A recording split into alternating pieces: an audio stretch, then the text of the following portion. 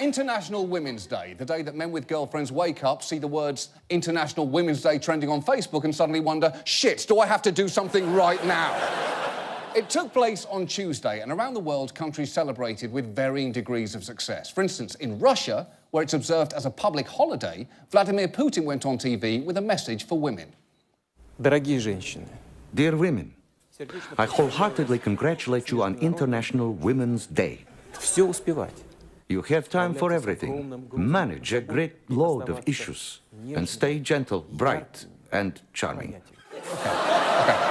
First of all, it's a little strange to hear a warm message from a man who looks like he's perpetually crushing a baby bird in his fist. And second, if he's trying to be progressive, he's failing here because managing a great load of issues while staying gentle and charming is exactly the double standard that women are constantly trying to overcome.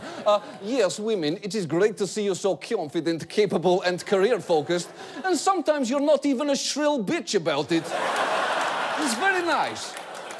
Meanwhile, in Turkey, President Recep Erdogan used his Women's Day speech to make a point you might not expect. I know there will be some who will be annoyed, but for me, a woman is above all a mother. In my opinion, the greatest wrong that you can do to a woman is to restrict her to live a life where she is the victim of her economic independence. Okay. First, a woman is above all a mother. It's not even appropriate to say on Mother's Day.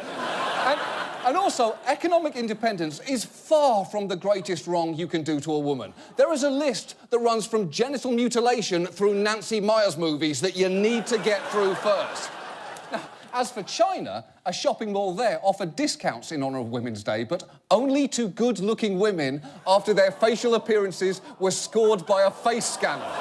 And I'll say this. It's not often you hear a news story that appears to have taken place simultaneously in the distant future and the distant past. But it is amazing that somewhere in China, a TJ Maxx manager will have uttered the phrase, "Sorry, the robot doesn't want to fuck you. Those capri pants are full price." And at this point, you will be glad to know that here in the US, women marked their own day. For instance, Fox News' Greta Van Susteren delivered a commentary in honour of the event. And let me just tell you in advance, if you think you know where this is going, you are wrong. The Taliban won't let women listen to music, go to school, or leave the house without being covered head to toe in a burqa. Women around the world living under Sharia law endure the unthinkable simply for being women. Which brings me to this. On this International Women's Day Eve, it'd be a good time for us women to recognize that American men, let's give American men a shout out. Yes. Greta Van Susteren marked International Women's Day with a shout-out to American men for being better than the Taliban.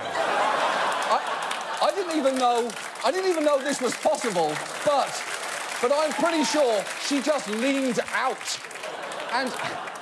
And she wasn't even done. Things aren't perfect. For instance, we still don't have equal pay for equal work, but American men are by far, by far, the best men on the planet.